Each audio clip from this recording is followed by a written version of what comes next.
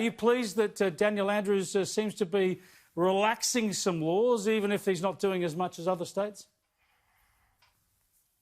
Well, good afternoon, Chris, and great to be with you. I think there has been a collective sigh of relief across the state of Victoria following the announcement today. But that said, there has been a bit of disappointment that Daniel Andrews has been slow out of the blocks on easing restrictions. And certainly a couple of days ago, Chris, the message that he sent, which is my way or the highway, and then there came reports, of course, that Daniel Andrews was nothing more than being power hungry, did not resonate well. And I am pleased that there has been the easing of restrictions announced today, albeit, of course, we still have no real plan in relation to schools, which is a concern to all parents across Victoria, including me. Well, I'll come to schools in a moment, but generally, do you still think that Victoria is going too slowly? Is there any rationale for Victoria not at least matching what's happening in New South Wales, for instance?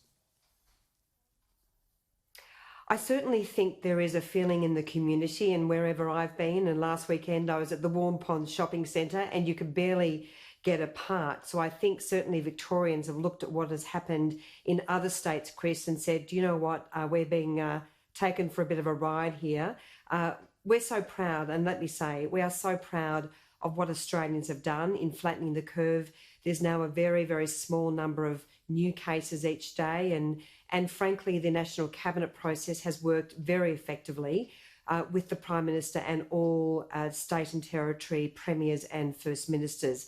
But I think in the last week, there has been growing resentment towards Daniel Andrews insofar as the slowness in Victoria. And let's not forget, there are so many businesses that are bleeding, that desperately want to get back to work. Victorians want to get back to work. Kids want to go to school. Parents want their children at school. And we want to get on with opening up the economy. The Prime Minister announced a very strong framework on Friday. And there is some relief that Premier Andrews has made the announcement today, albeit I don't think it's enough and certainly not quick enough. Well, let's talk about schools then and have a look at what Daniel Andrews had to say about schools today. We now believe that a gradual, staged return to face-to-face learning is safe, cautious and appropriate given the testing we've done and the circumstances we face. Today's not the day to announce the details, but that'll be done soon. As you say, Sarah Henderson, no details in this, but, you know, this is so frustrating. So saying they can move forward on schools from where they were, which was no school attendances essentially during second term, still no details. And this is immensely frustrating for me. I think all of the states, all of the eastern states, have terribly mismanaged this throughout because there's never been a medical justification for shunning kids from school. Well, I think what's important to emphasise, Chris, is that in WA and South Australia, schools effectively never closed.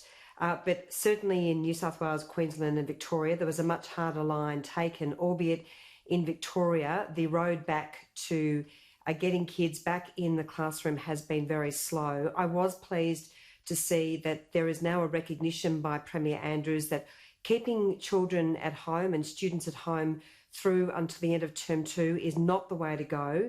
But there is also an incredible amount of frustration that there is still no plan in Victoria. I really do think that it's imperative that Victoria announces a strong plan and very, very quickly. This is doing enormous damage. I won't talk about my own son, and he's 14 and of course doing remote learning. But I know that for so many children, they are really struggling. Of course, there are very significant mental health issues with keeping kids in front of a computer, not in the classroom, not in the schoolyard. And I am, as I say, pleased that we've made some progress in Victoria, but it's not enough. And we need to see that plan, Chris, very, very quickly. Do you have any sense of what's driving Daniel Andrews here? We all know that you don't want to let this pandemic break out. You don't want to lose control of the situation, but it's clearly under control now. We're immensely better prepared than we were 3 months ago.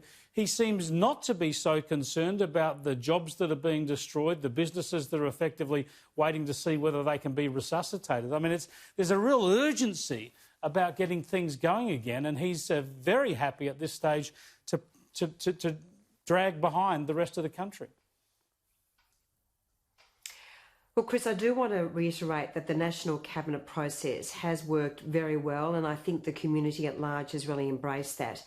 But certainly there has been growing concern about the slowness in Victoria under Daniel Andrews, and particularly in relation to schools. Was Dan Tehan right? So was Dan Tehan right, the Federal Education Minister, when he called out Daniel Andrews?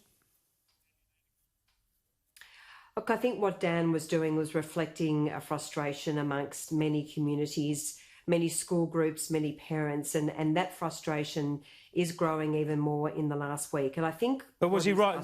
But was he right to say that the Premier was showing a lack of leadership on the schools front?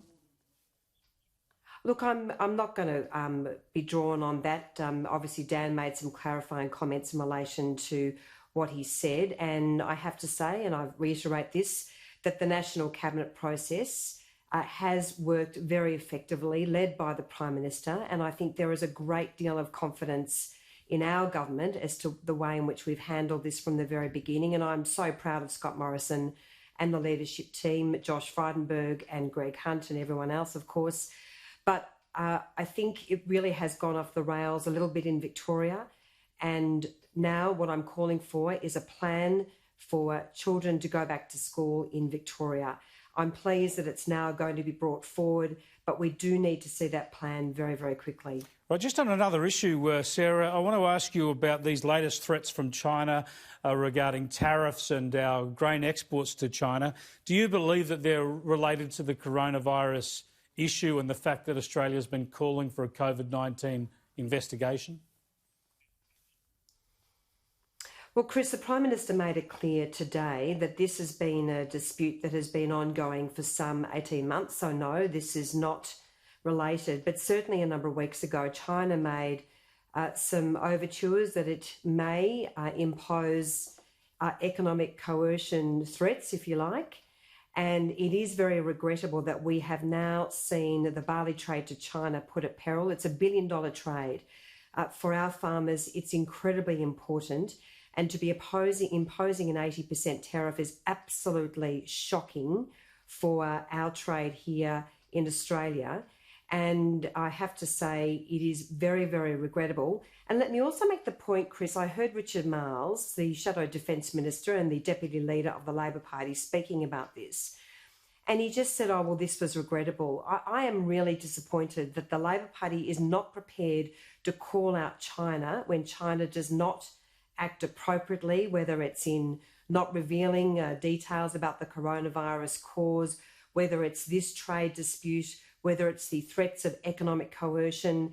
And of course, I think this is underpinned by the fact that Daniel Andrews has entered into a very improper deal, the Belt and Road Initiative between China and Victoria. No one is willing to call out Labor on this absolutely appalling deal. And we now see Labor sort of shirking in the shadows, not prepared to stand up for our farmers, for our Victorian jobs. Right, we'll come back to that. We will come back to that Belt and Road issue again, Sarah Henderson. We are out of time. Thanks so much for joining us. Yeah, great to talk to you as always, Chris. Sarah Henderson there, formerly the member for Corangamite, now a Liberal senator